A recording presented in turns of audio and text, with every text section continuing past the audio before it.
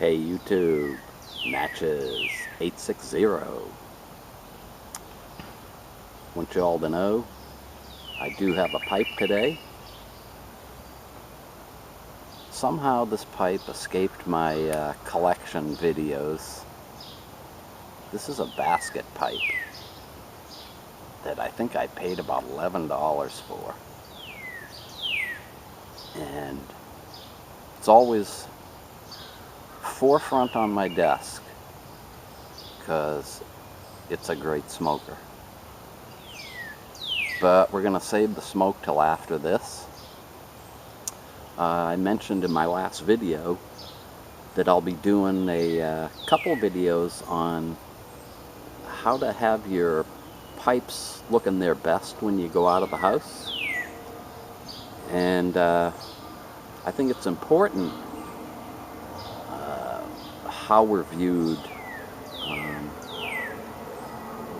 You know, there's all this talk about pipe smoking getting a bad rap, and one of the little things we can do, I think, is just make sure that we're at our best when we're out in public, and part of that is having a decent looking pipe.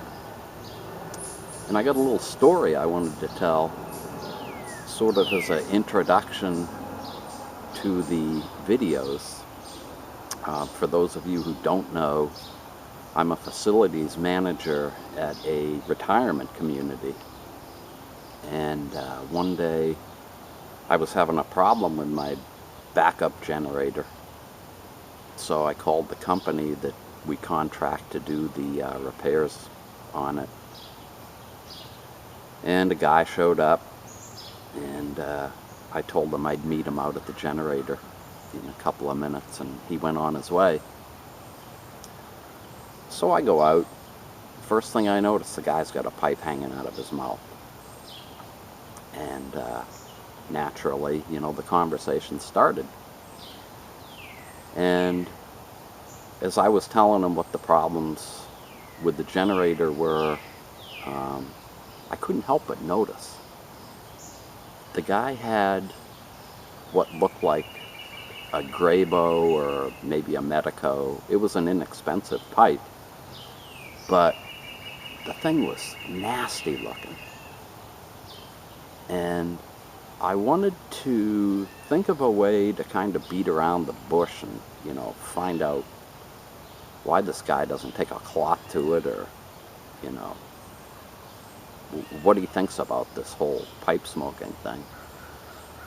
And turns out that he was a serious pipe collector, pipe smoker, and had quite a collection of Stanwells, Savinellis, K. Woodies, a lot of the stuff that I collect.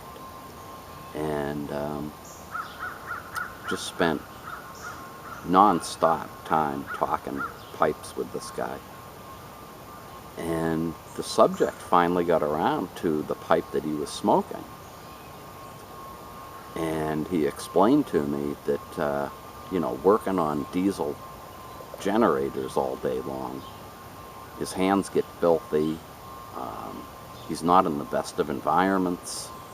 You know, he's constantly up, he's down, he's banging into stuff, and he'd never take any of his good pipes out on the road with him. So the more he talked about this, I think it was a Grabo, where it's been, how he, you know, keeps it close by the door for when he gets called out in the middle of the night. You know, as nasty as his pipe was, I just wanted to grab it out of his mouth and take a look at it, because I felt like he had described to me this thing that was out of this world to him, but it was his working pipe. So I guess the lesson here is, and especially if any of you guys, gals, are in the trades, even if you have a pipe that is your working pipe, if you can't keep it clean, if it looks nasty, just telling a story. Being able to explain to somebody what that pipe means to you, why it looks the way it does, really goes a long way. So that's my little rant before I get into my little tips and tricks and my next video. So we'll see you then. Thanks an awful lot for watching.